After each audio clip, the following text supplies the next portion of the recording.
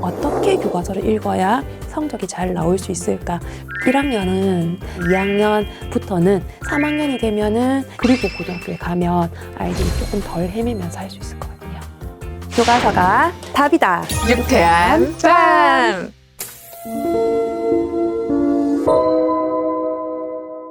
안녕하세요. 21년차 중등 국어교사 배혜림입니다. 반갑습니다.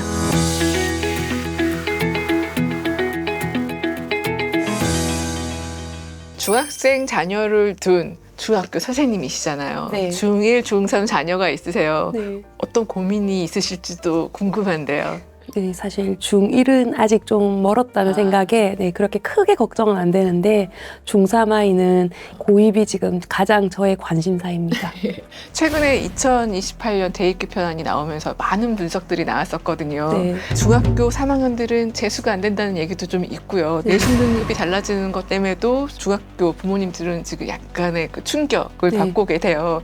혹시 중학생 자녀들과 어떤 큰 그림을 그리고 계신지도 궁금한데요. 일단 제 마음으로는 걱정은 되는데 네. 아이에게는 굳이 저의 이런 복잡한 마음을 전달할 필요는 없을 것 같아서 그런 얘기는 하지 않고 그냥 이제 이렇게 좀 바뀐다더라. 그런데 그렇게 하더라도 결국 기본이 제일 중요하니까 네. 학교 공부 열심히 잘하고 그리고 네가 공부하던 거 그거 그냥 꾸준하게 잘하면 될 것 같다. 아이한테는 그냥 그 정도까지만 얘기해놨어요. 내신 등급이 이제 그 개편안 때문에 좀 바뀌어요. 9등급에서 5등급으로 바뀌면서 내신 비중이 줄어들면 이제 자사고나 특목고가 더 유리할 거라는 분석들이 좀 있더라고요. 중학교 선생님이신 선생님께서도 그렇게 보고 계신가요? 어떠세요? 제가 지금 중3 담임이잖아요. 그래서 작년에도 제가 중3 담임이었었고, 그래서 저희 졸업한 아이들이 고등학교를 많이 갔거든요. 고등학교 생활들을 이야기들을 하는데, 그래서 특목고라든지 좀 이렇게 공부를 특별히 잘하는 좀 좋은 학교에 간 아이들이 다시 일반계고로 리턴해서 돌아오는 경우도 또 되게 많다고 하더라고요. 그래서 사실 저는 아이들이 어디 특목고가 더 유리하다, 아니면 일반계고가 더 유리하다라기보다는 어디에서 아이가 좀 더 잘 적응하고 거기에서 자기가 잘 최선을 다할 수 있는가 하는 아이가 거기서 이겨내는 게 가장 중요하지 않을까라고 생각합니다. 공부의 정석은 일단 본질은 변하지 않을 거라는 생각은 하고 있지만 우리가 이게 입시 정책이 자꾸 바뀌게 되면은 공부의 방향을 좀 바꿔야 되는 게 아닌가 자꾸 고민들을 하게 되세요.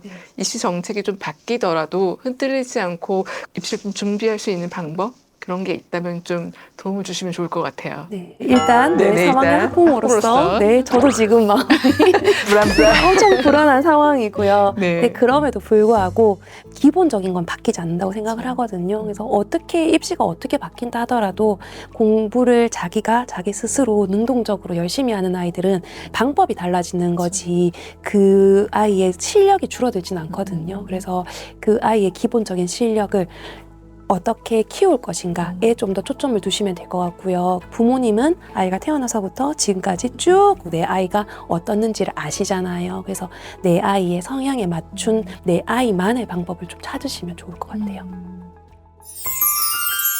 중학교 시점에서 고등학교 넘어가면 애들이 자기 성적에 깜짝 놀라더라고요. 네. 다들 왜 내가 이 정도밖에 안 됐는지에 대해서 아주 처절한 반성 같은 것들도 하게 되고 좌절도 하게 되고 그러는 것 같아요. 네, 중학교랑 고등학교는 네. 목표가 많이 다르고요.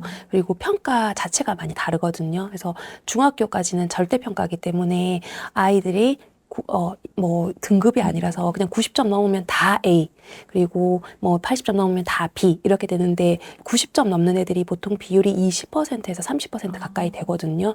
근데 지금 고등학교에서 20%면 3등급까지 되거든요. 그러니까 90점 이상이면은 내가 좀 잘한다고 올 A라고 생각했던 아이들이 쫙 흩어져서 3등급까지 나눠지다 보니까 아무래도 아이들이 좀 더 낮은 성적으로 충격을 받게 되고요. 그리고 하나 더 하자면은 중학교까지는 아무래도 이게 아이들이 학습 발달 능력상 암기 위주가 훨씬 더 많거든요. 애들 말로 교과서만 외우면 뭐 100점 받을 수 있다라고 얘기를 하는데 고등학교는 학습 목표가 그게 아니거든요. 그래서 암기는 기본이고 그것을 바탕으로 응용, 적용할 수 있어야 되는데 이 응용과 적용의 단계까지 넘어가지 않는 아이들은 중학교의 암기력까지만 된다면은 고등학교 가서는 좋은 성적 받기가 사실 좀 많이 힘듭니다.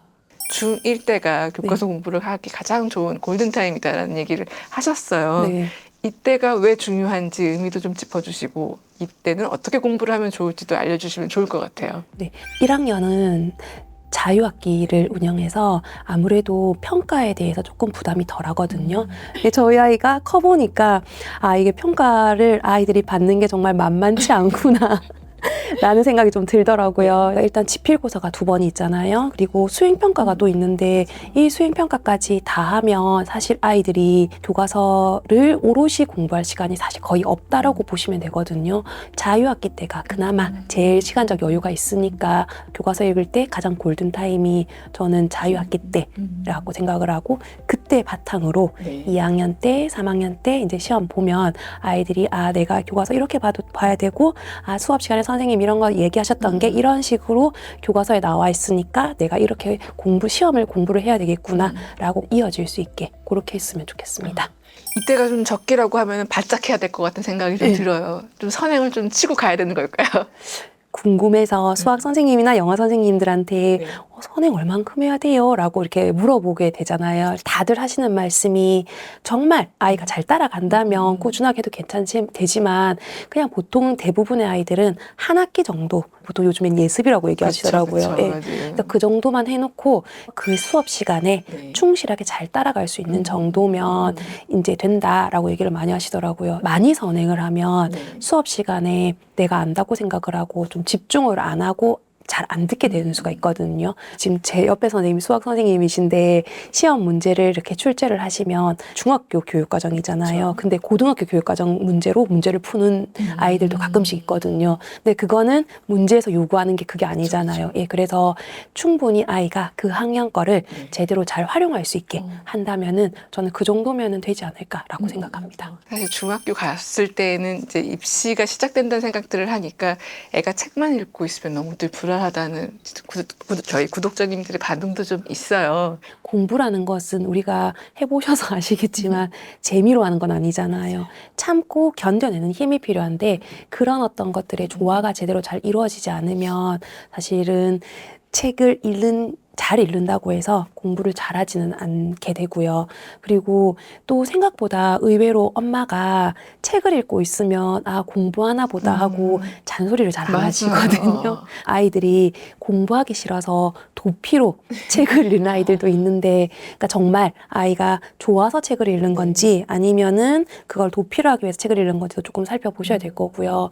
제가 저희 애한테 늘 잔소리로 하는 말이 있는데 네가 좋아하는 것도 하지만 해야 하는 것부터 먼저 해야 된다. 예.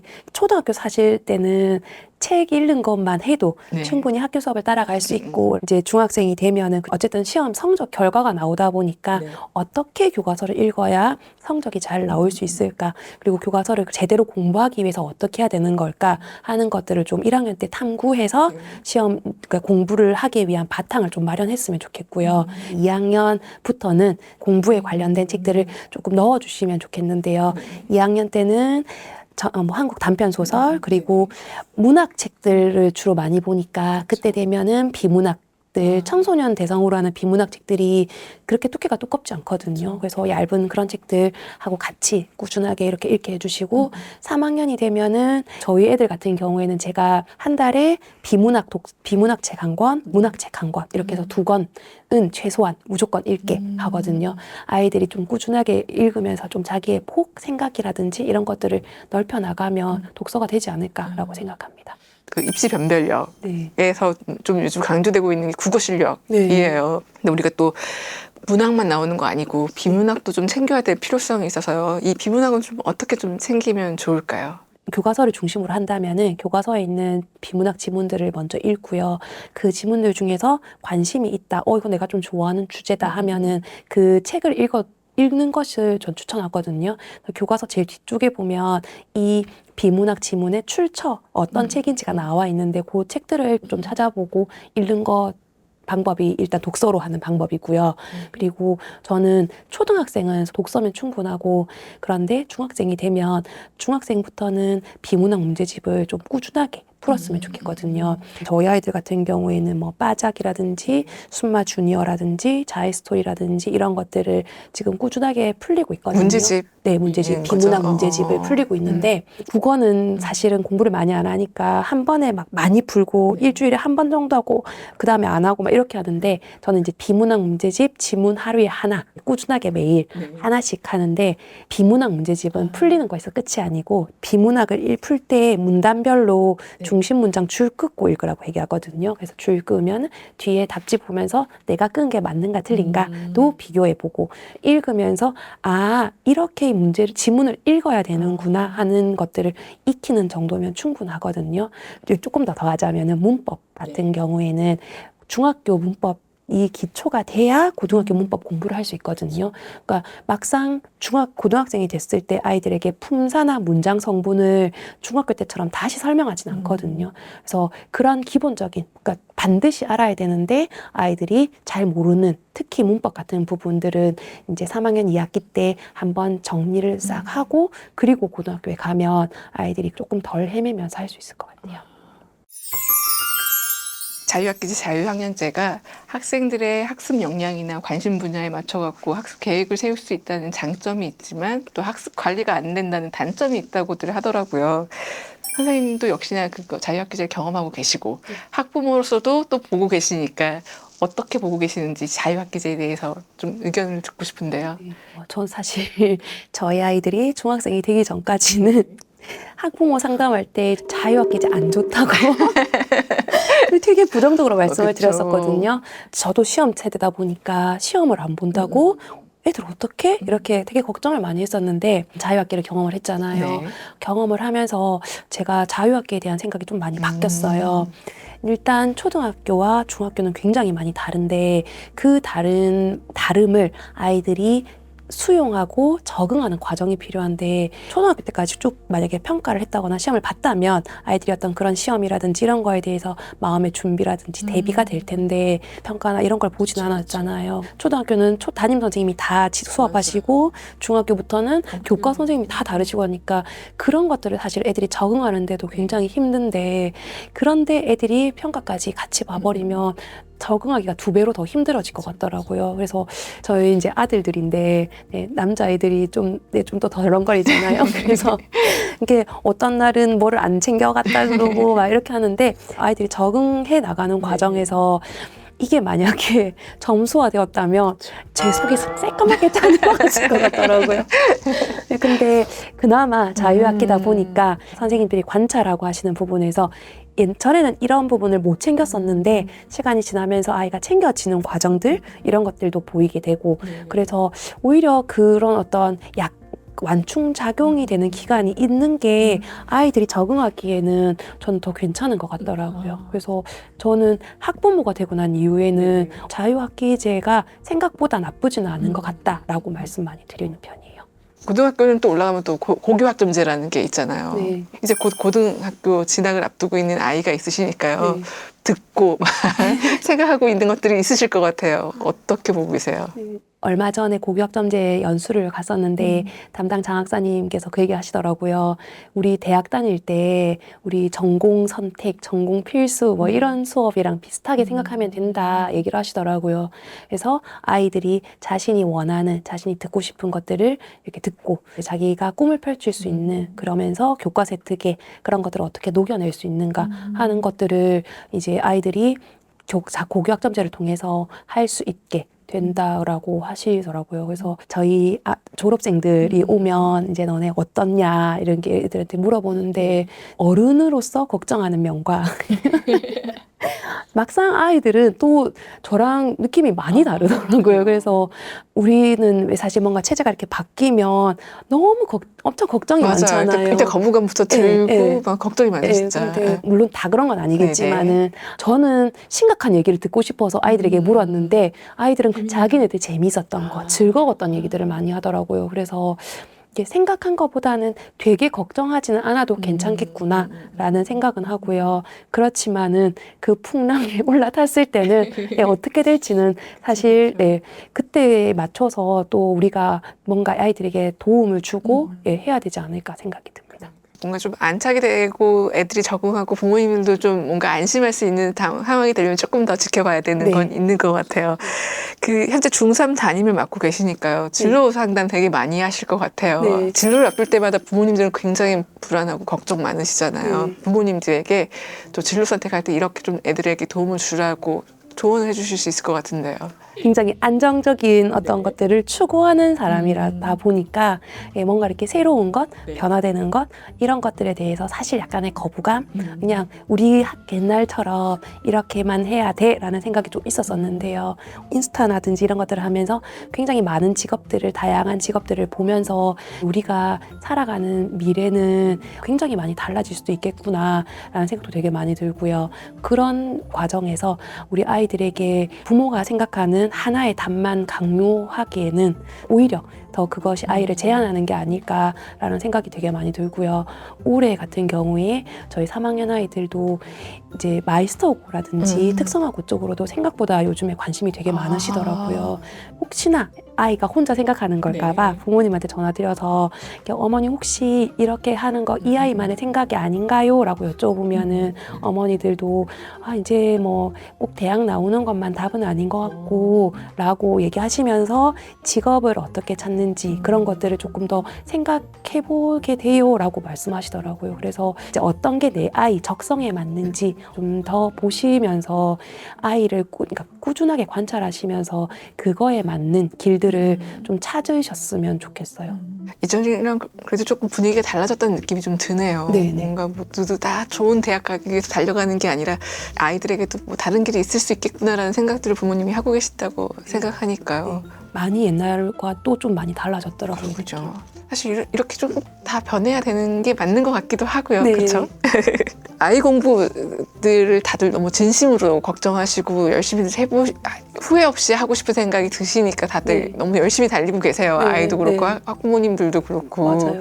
뭔가 좀 따뜻한 말씀이 아이에게도 학부모님들에게도 좀 필요하지 않을까라는 생각이 좀 들어서 부탁드려 볼게요. 네.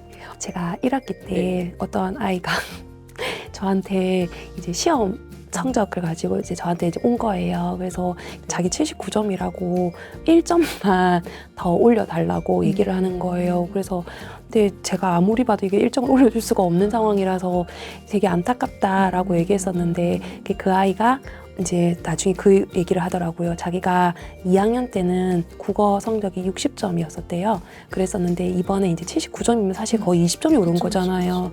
근데도 엄마가 성적에 만족하지 못하시고 공부를 이거밖에 못하냐고 되게 막 뭐라 하셨다 하시더라고요. 그래서 갑자기 그 얘기를 하고 막 우는 거예요. 어떡해. 네, 그래가지고 제가 너무 내가 그럼 칭찬해줄게 이렇게 했었거든요. 근데 생각보다 아이들도 성적 잘 받고 싶어 하고요.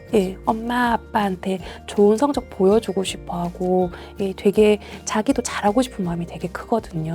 그래서 좀 아이들 그런 마음 잘 다독여 주시고 그리고 그런 애들이 애쓰는 거 좀 같이 알아주시면은 요즘에 왜 사춘기 때문에 막 사이 안 좋다는 거 많잖아요. 그러면 아이도 부모님한테 조금 더 마음을 열 거고 사실 그런 사춘기 갈등이 제일 심각한 것 중에 하나가 성적도 있는데 그런 아이들에게 그런 따뜻한 말이 오고 갈 수 있게 서로가 서로를 조금 이해하고 조금만 더 부드럽게 서로 한다면은 훨씬 더 좋을 것 같아요.